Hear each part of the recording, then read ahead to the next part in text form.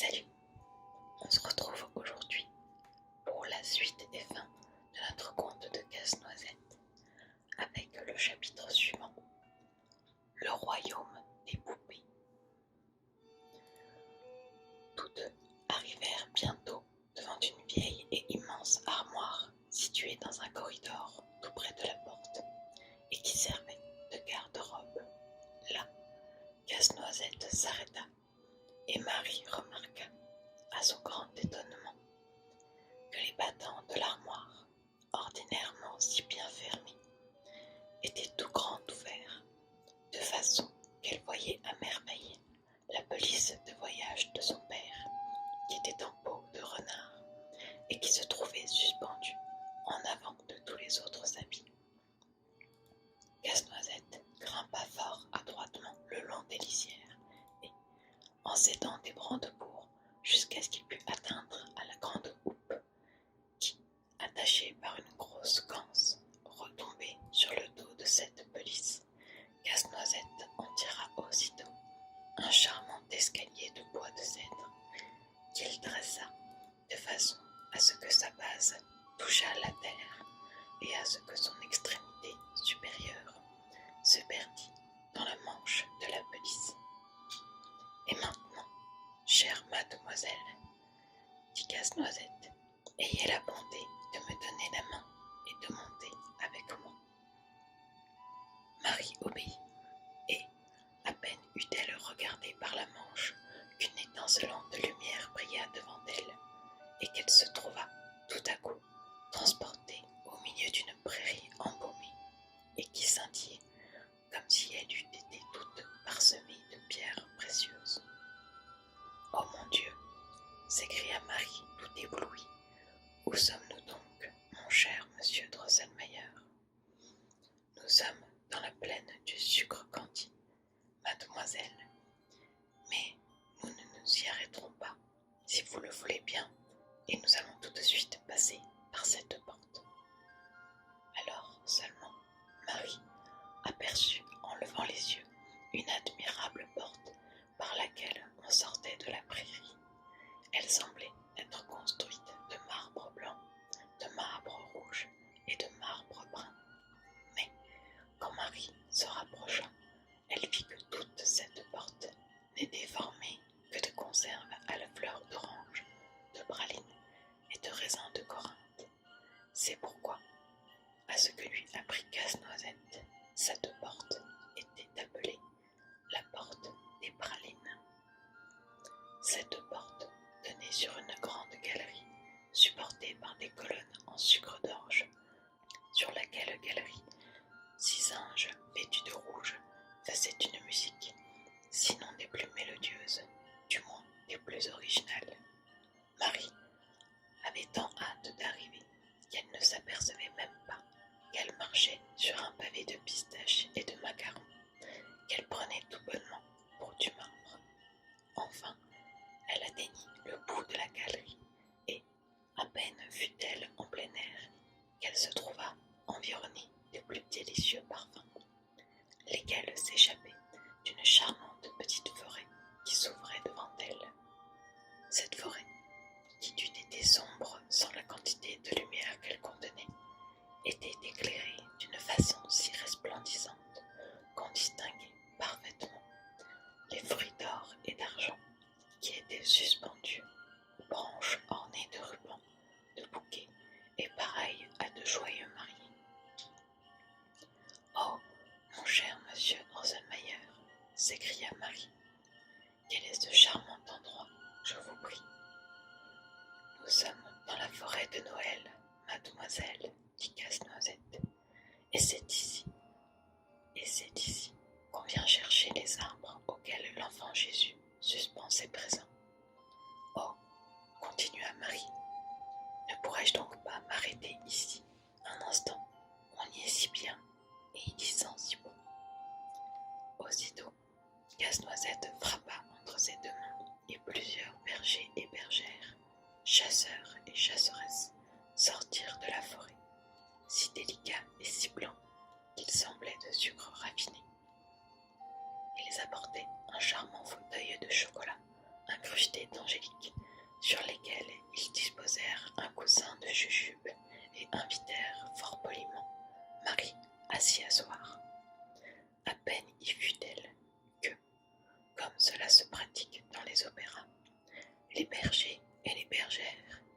chasseurs et les chasseresses prirent leur position et commencèrent à danser un charmant ballet accompagné de corps, dans lesquels les chasseurs soufflaient d'une façon très mâle, ce qui colora leur visage de manière que leurs joues semblaient faites de conserve rose.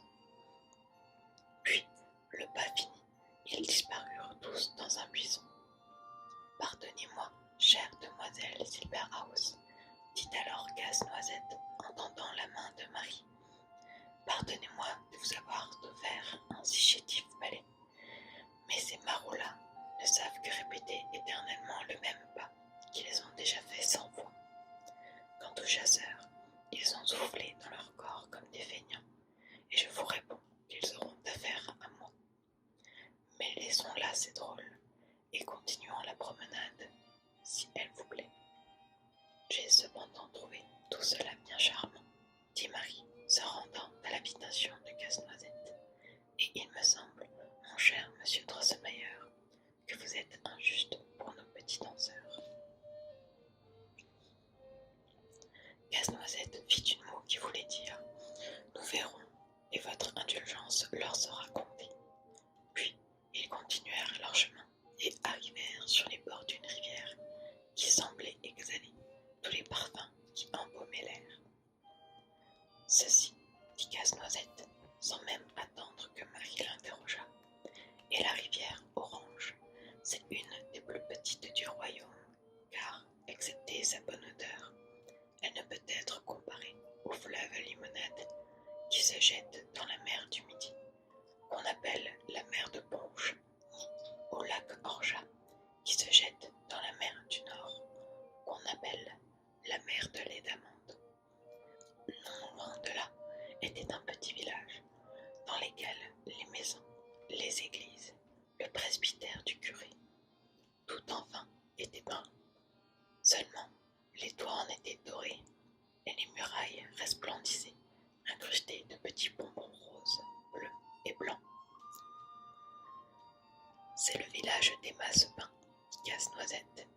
C'est un gentil bourg, comme vous voyez, situé sur le ruisseau de Miel. Les habitants en sont assez agréables à voir.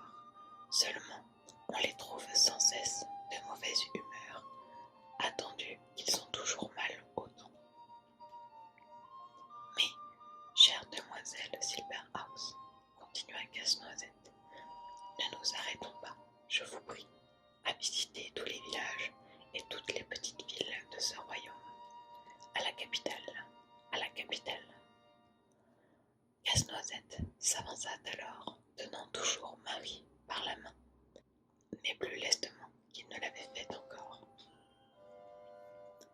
Car Marie, pleine de curiosité, marchait côte à côte avec lui, légère comme un oiseau. Enfin, au bout de quelque temps, un parfum de rose se répandit dans l'air et, tout autour d'eux, prit une couleur rose. Marie remarqua que c'était l'odeur et le reflet d'un fleuve d'essence de rose qui roulait ses petits flots avec une charmante mélodie. Sur les eaux parfumées, des cygnes d'argent, ayant au cou des colliers d'or, glissaient lentement en chantant entre eux les plus délicieuses chansons, à ce point que cette harmonie, qui les réjouissait fort, à ce qu'il paraît, faisait sautiller autour d'eux des poissons de diamants. « Ah !» s'écria Marie, « voilà le joli fleuve que parrain Drosselmayer voulait me faire à Noël. Et moi, je suis la petite fille qui caressait les cygnes. » Chapitre suivant. Le voyage. Casse-Noisette frappa encore une fois dans ses deux mains. Alors le fleuve d'essence de rose se gonfla visiblement, et de ses flots agités sortit un char de coquillages couvert de pierreries étincelantes au soleil, et, traîné par des dauphins d'or, 12 charmants petits maures, avec des bonnets en écailles de dorade et des habits en plumes de colibri, sautèrent sur le rivage et portèrent doucement Marie d'abord et ensuite Casse-Noisette dans le char qui se mit à cheminer sur l'eau. C'était, il faut l'avouer, une ravissante chose qui pourrait se comparer au voyage de Cléopâtre remontant le Cynthus que de voir Marie sur son char de coquillage, embaumé de parfums, flottant sur des vagues d'essence de rose, s'avançant, traîné par des dauphins d'or qui relevaient la tête et lançaient en l'air des gerbes brillantes de cristal rosé qui retombaient en pluie diaprée de toutes les couleurs de l'arc-en-ciel. Enfin, pour que la joie pénétrât par tous les sens, une douce harmonie commençait de retentir, et l'on entendait de petites voix argentines qui chantaient. Qui donc vogue ainsi sur le fleuve d'essence de rose? Est-ce la fée Mab ou la reine Titania? Répondez, petits poissons, qui scintillaient sous les vagues, pareils à des éclairs liquides. Répondez, cygnes gracieux, qui glissaient à la surface de l'eau. Répondez, oiseaux aux vives couleurs, qui traversaient l'air comme des fleurs volantes. Et, pendant ce temps, les 12 petits morts, qui avaient sauté derrière le char de coquillage, secouaient en cadence leurs petits parasols garnis de sonnettes, à l'ombre desquels ils abritaient Marie, tandis que celle-ci, penchée sur les flots, souriait au charmant visage qui lui souriait dans chaque vague qui passait devant elle. Ce fut ainsi qu'elle traversa le fleuve d'essence de rose et s'approcha de la rive opposée. Puis, lorsqu'elle ne fut plus qu'à la longueur d'une rame, les 12 morts sautèrent, les uns à l'eau, les autres sur le rivage, et, faisant la chaîne, ils portèrent sur un tapis d'angélique tout parsemé de pastilles de menthe, Marie et Casse-Noisette. Restait à traverser un petit bosquet, plus joli peut-être encore que la forêt de Noël, dont chaque arbre brillait et étincelait de sa propre essence. Mais ce qu'il y avait de remarquable surtout, c'étaient les fruits pendus aux branches et qui n'étaient pas seulement d'une couleur et d'une transparence singulières, les uns jaunes comme des topazes et les autres rouges comme des rubis, mais encore d'un parfum étrange. Nous sommes dans le bois des confitures, dit Casse-Noisette, et, au-delà de cette lisière, est la capitale. Et, en effet, Marie écarta les dernières branches et resta stupéfaite en voyant l'étendue, la magnificence et l'originalité de la ville qui s'élevait devant elle. Sur une pelouse de fleurs, non seulement les murs et les clochers resplendissaient des plus vives couleurs, mais encore, pour la forme des bâtiments, il n'y avait point à espérer de rencontrer de pareils sur la terre. Quant aux remparts et aux portes, ils étaient entièrement construits avec des fruits glacés qui brillaient au soleil de leur propre couleur, rendue plus brillante encore par le sucre cristallisé qui les recouvrait. À la porte principale, et qui fut celle par laquelle ils firent leur entrée, des soldats d'argent leur présentèrent les armes, et un petit homme, enveloppé d'une robe de chambre de brocart d'or, se jeta au cou de Casse-Noisette en lui disant: « Oh, cher prince, vous voilà donc enfin.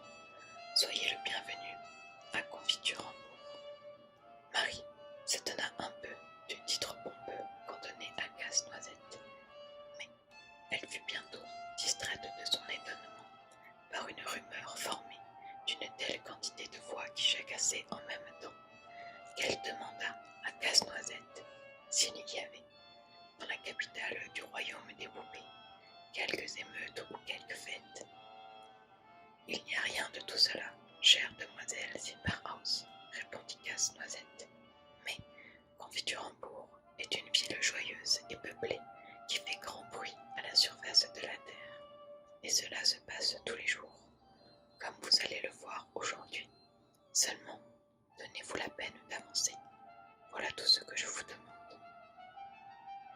Marie, poussée à la fois par sa propre curiosité et par l'invitation si polie de Casse-Noisette, hâta sa marche et se trouva bientôt sur la place du Grand Marché.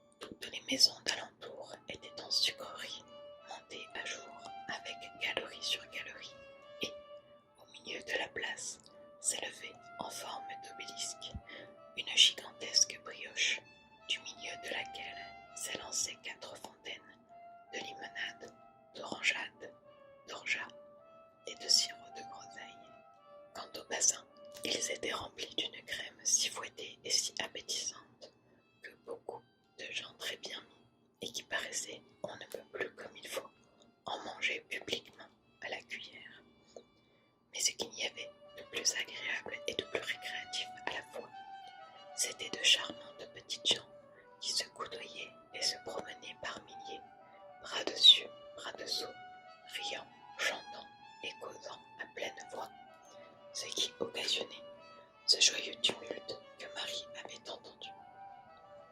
Il y avait là, outre les habitants de la capitale, des hommes de tous les pays, arméniens, juifs, grecs, tyroliens, officiers, soldats, prédicateurs, capucins, bergers et polichinelles, et enfin toute espèce de gens, de bateleurs et de sauteurs, comme on en rencontre dans le monde.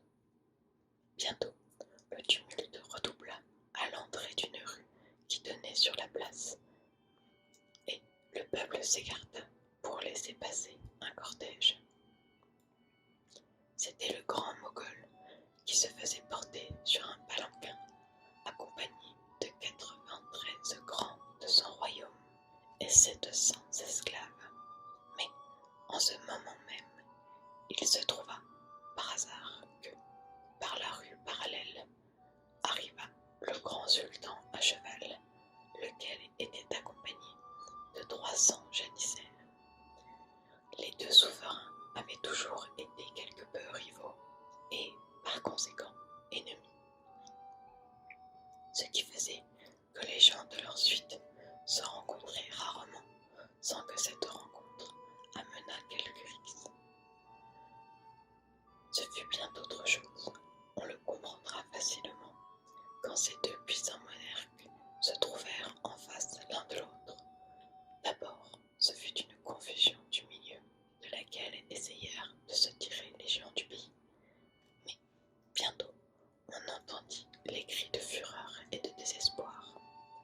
Un jardinier qui se sauvait avait abattu, avec le manche de sa bêche, la tête d'un brahmine fort considéré dans sa caste, et le sultan lui-même avait renversé de son cheval un polichinelle armé qui avait passé entre les jambes de son quadrupède. Le brouhaha allait en augmentant, quand l'homme à la robe de chambre de brocart, qui, à la porte de la ville, avait salué Casse-Noisette du titre de prince, grimpa d'un seul élan tout en haut de la brioche, et, ayant sonné 3 fois d'une cloche claire, bruyante et argentine, s'écria 3 fois: Confiseur, confiseur, confiseur. Aussitôt, le tumulte s'apaisa. Les deux cortèges embrouillés se débrouillèrent. On brossa le grand sultan qui était couvert de poussière. On remit la tête au brahmine en lui recommandant de ne pas éternuer de 3 jours, de peur qu'elle ne se décollât. Puis, le calme rétabli, les allures joyeuses recommencèrent, et chacun revint puiser de la limonade, de l'orangeade et du sirop de groseille à la fontaine, et manger de la crème à pleine cuillère dans ses bassins. Mais, mon cher monsieur Drosselmayer, dit Marie, quelle est donc la cause de l'influence exercée sur ce petit peuple par ce mot 3 fois répété: confiseur, confiseur, confiseur.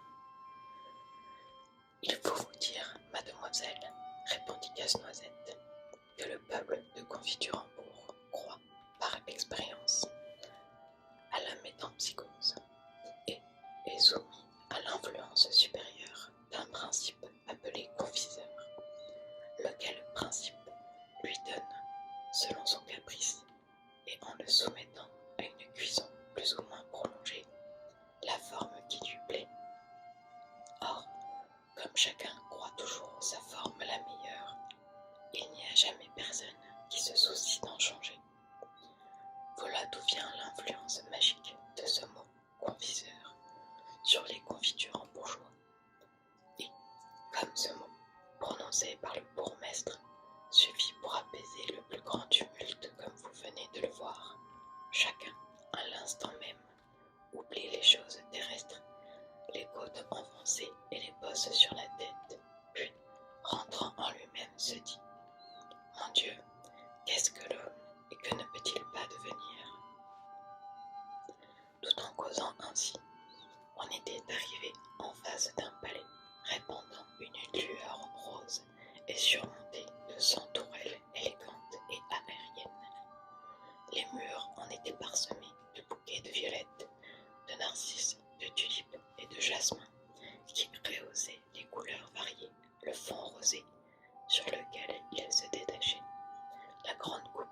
du milieu était parsemé de milliers d'étoiles d'or et d'argent. Oh mon Dieu, s'écria Marie, quel est donc ce merveilleux édifice? C'est le palais des Mazepin, répondit Casse-Noisette, c'est-à-dire l'un des monuments les plus remarquables de la capitale du royaume des poupées.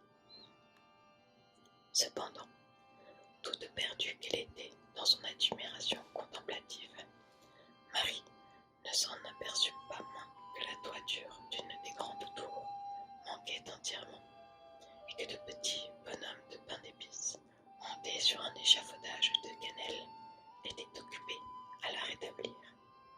Elle allait questionner Casse-Noisette sur cet incident lorsque, prévenant son intention, hélas, dit-il, il y a peu de temps que ce palais a été menacé de grandes dégradations, si ce n'est d'une ruine entière.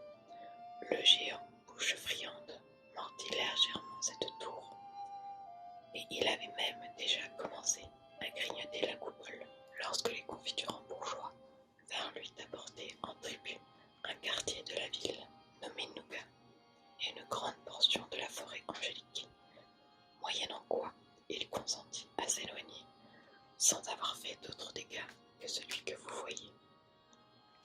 Dans ce moment, on entendit une douce et charmante musique.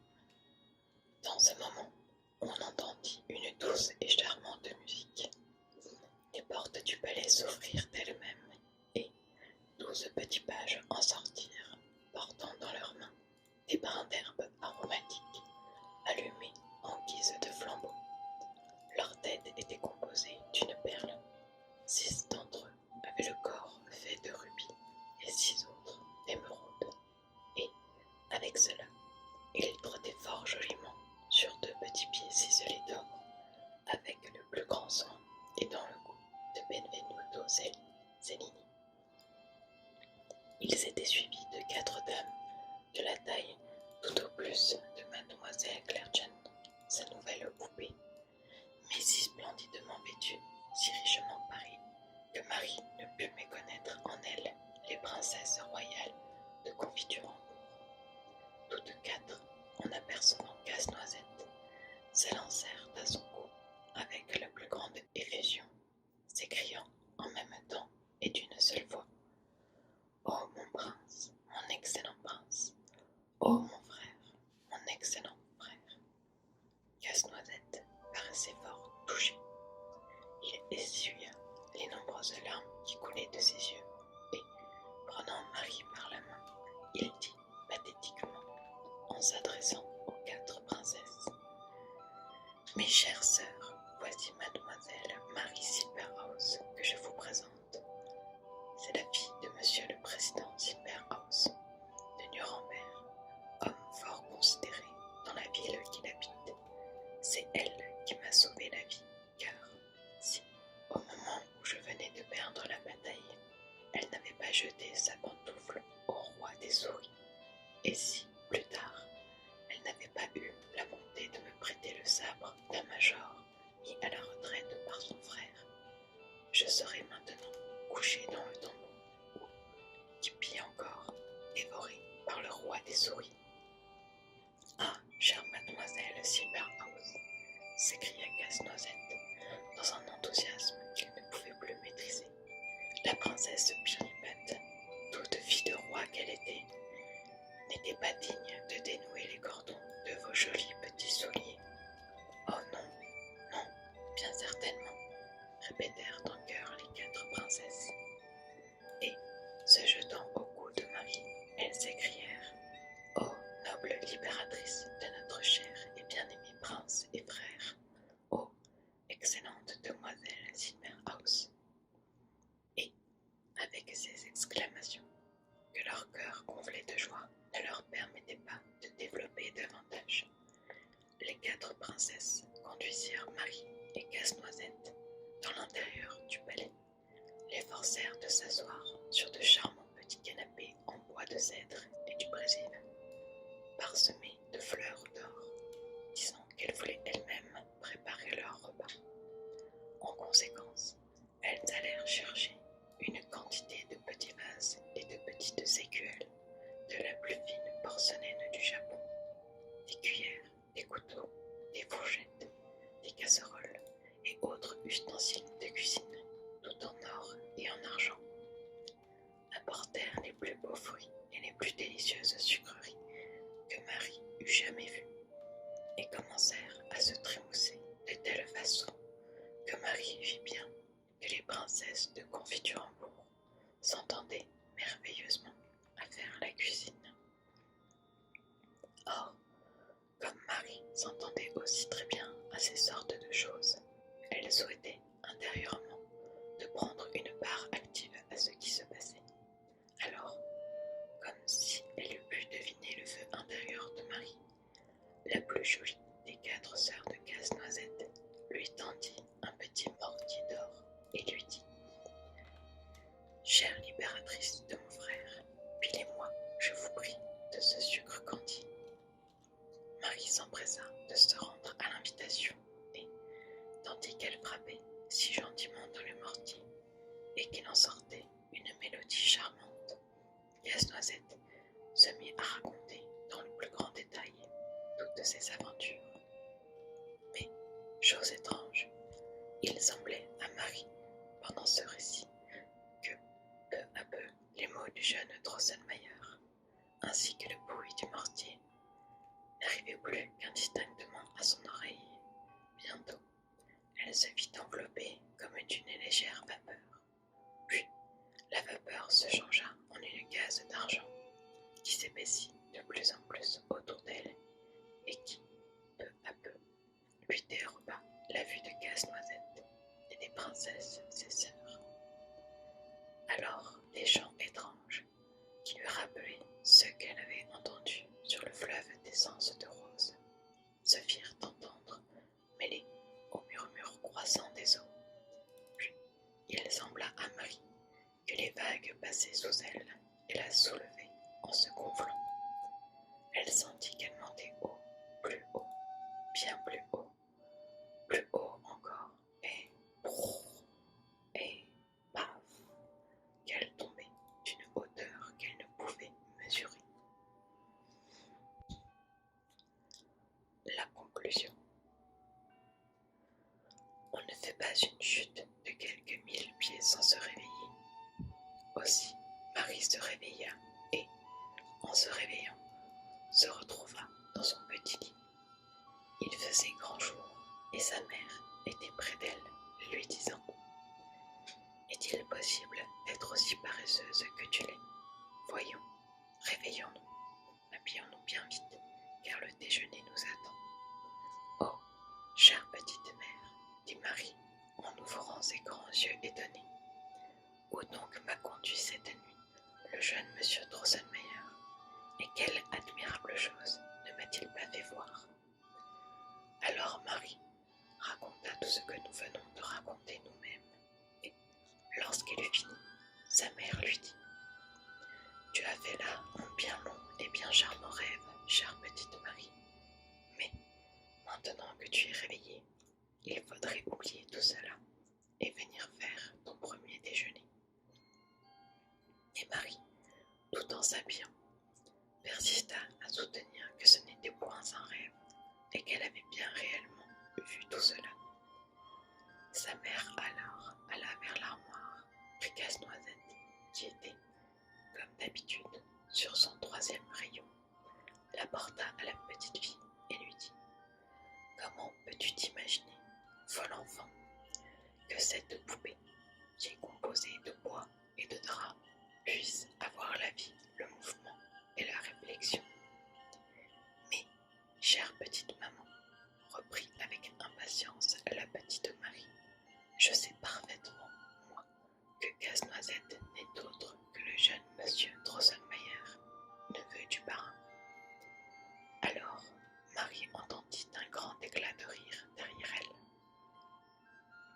C'était le président Fritz et mademoiselle toute jeune qui s'en tenaient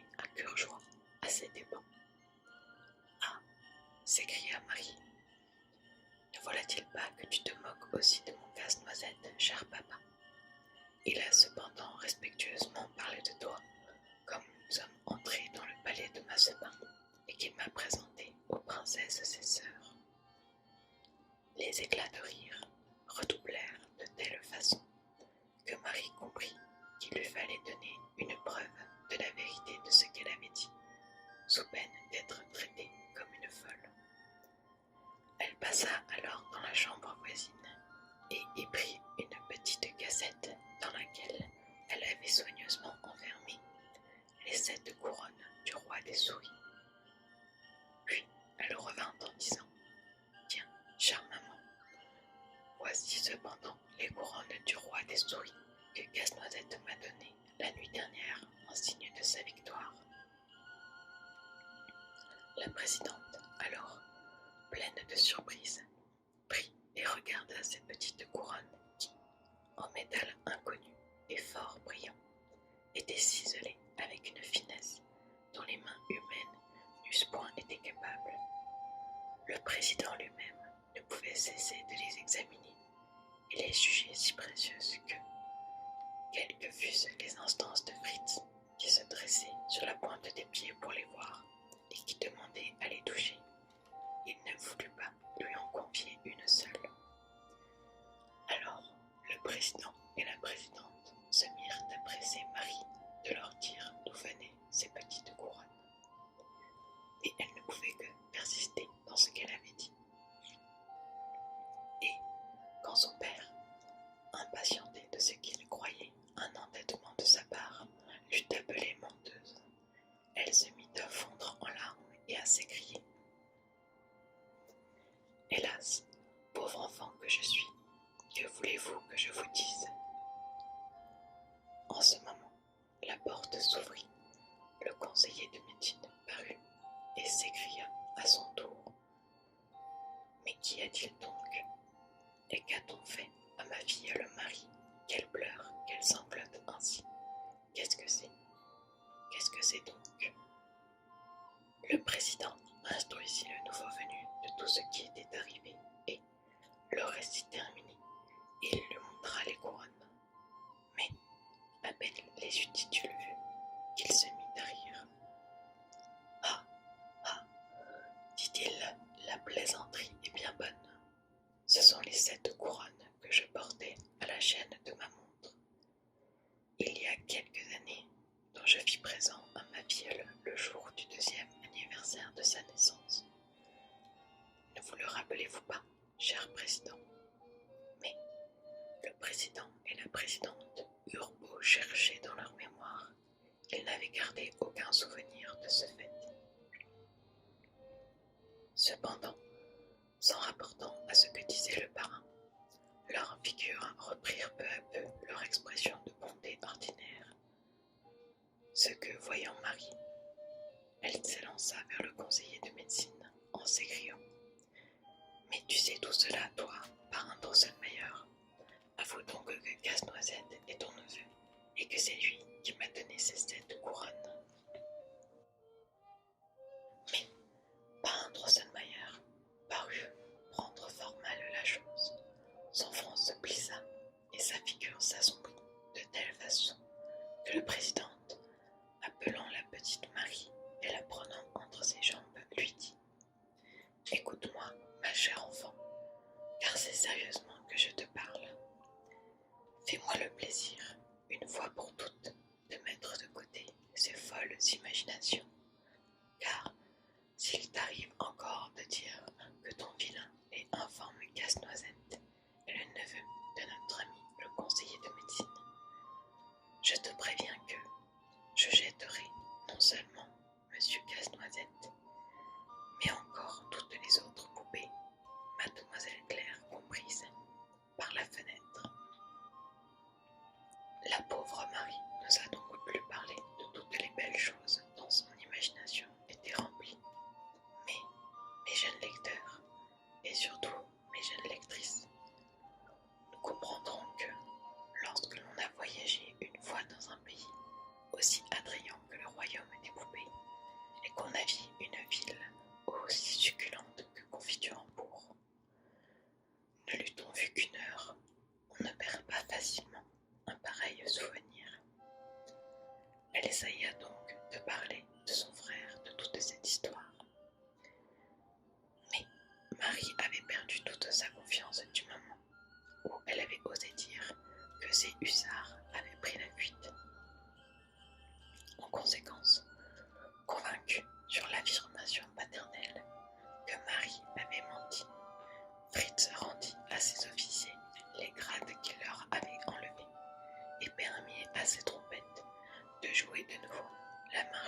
hussards de la garde réhabilitation, qui n'empêcha pas Marie de croire ce qu'il lui plut sur leur courage. Marie n'osait donc plus parler de ses aventures. Cependant, les souvenirs du royaume des poupées l'assiégeaient sans cesse et, lorsqu'elle arrêtait son esprit sur ses souvenirs, elle revoyait tout, comme si elle était encore ou dans la forêt de Noël, ou dans la forêt de Noël, ou sur le fleuve d'essence de rose, ou dans la ville de confiture, de sorte qu'au lieu de jouer comme auparavant avec ses joujoux, elle s'asseyait immobile et silencieuse, toute à ses réflexions intérieures, et que tout le monde l'appelait la petite rêveuse. Mais un jour que le conseiller de médecine, sa perruque de verre posée sur le parquet et sa langue passée dans le coin de sa bouche, les manches de sa redingote jaune retroussée, réparée à l'aide d'un long instrument pointu, quelque chose qui était désorganisé dans une pendule. Il arriva que Marie, qui était assise près de l'armoire vitrée et qui, selon son habitude, regardait Casse-Noisette, se plongea si bien de ses rêveries que, oubliant tout à coup que, non seulement le parrain Drosselmayer, mais encore sa mère était là, il lui échappa involontairement de s'écrier « Ah, cher monsieur Drosselmayer, si vous n'étiez pas un petit bonhomme de bois, comme le soutient mon père, et si vous existiez véritablement, que je ne ferais pas comme la princesse Pirlipate, et que je ne vous délaisserais pas, parce que, pour m'obliger, vous auriez cessé d'être un charmant jeune homme, car je vous aime véritablement, moi.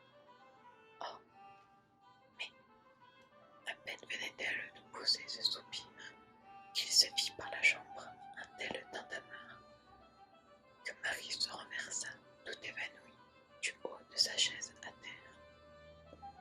Quand elle revint à elle, Marie se trouvait entre les bras de sa mère, qui lui dit « Comment est-il possible qu'une grande fille comme toi, je te le demande, soit assez bête pour se laisser tomber en bas de sa chaise, et cela juste au moment où le neveu de M. Drosselmayer, qui a terminé ses voyages, vient d'arriver à Nuremberg. Voyons, essuie tes yeux et sois gentil. » En effet, Marie essuya ses yeux et, les tournant vers la porte qui s'ouvrait en ce moment, elle aperçut le conseiller de médecine, sa perruque de verre sur la tête, son chapeau sous le bras, sa redingote jaune sur le dos, qui souriait d'un air satisfait et qui tenait par la main un jeune homme très petit, mais fort bien tourné et tout à fait joli. Ce jeune homme portait une superbe redingote de velours rouge, brodée d'or, des bas de soie blanc et des souliers lustrés avec le plus beau vernis. Il portait à son jabot un charmant bouquet de fleurs et était très coquettement frisé et poudré, tandis que derrière de son dos pendait une tresse nattée avec la plus grande perfection. En outre, la petite épée qu'il avait de côté semblait être toute de pierres précieuses, et le chapeau qu'il portait sous son bras était tissu de la plus fine soie. Les mœurs aimables de ce jeune homme se firent connaître sur le champ, car, à peine fut-il entré, qu'il déposa aux pieds de Marie une quantité de magnifiques joujoux, mais principalement les plus beaux marzipains et les plus excellents bonbons qu'elle eût mangés de sa vie, si ce n'est cependant ceux qu'elle avait goûtés dans le royaume des poupées.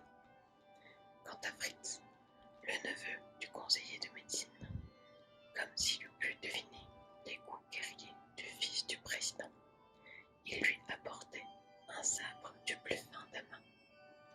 Ce n'est pas tout. À table, et lorsqu'on fut arrivé au dessert, l'aimable dressa des noisettes pour toute la société. Les plus durs ne lui résistaient pas une seconde. De la main droite, il les plaçait entre ses dents. De la gauche, il tirait sa tresse, et crac, la noisette tombait en morceaux. Marie était devenue fort rouge quand elle avait aperçu ce joli petit bonhomme, mais elle devint plus rouge encore lorsque le dîner fini. Il l'invita à passer avec lui dans la chambre à l'armoire vitrée. Allez, allez mes enfants, et amusez-vous ensemble, dit le parrain. Je n'ai plus besoin au salon, puisque toutes les horloges de mon ami le président vont bien. Les deux jeunes gens entrèrent au salon, mais à peine le jeune Drosselmayer fut-il seul avec Marie, qu'il mit un genou à terre et lui parla ainsi. Oh, mon excellente demoiselle Silberhaus, vous voyez ici, à vos pieds, l'heureux Drosselmayer, à qui vous sauvâtes la vie à cette même place. Vous eûtes, en outre, la bonté de dire que vous ne m'eussiez pas repoussé comme l'avait fait la vilaine princesse Pirlipate, si, pour vous servir, j'étais devenu affreux. Or, comme le sort qu'avait jeté sur moi la reine des souris devait perdre toute son influence du jour où, malgré ma laide figure, je serais aimé d'une jeune et jolie personne, je cessai à l'instant même d'être un stupide casse-noisette, et je repris ma forme première, qui n'est pas désagréable, comme vous pouvez le voir.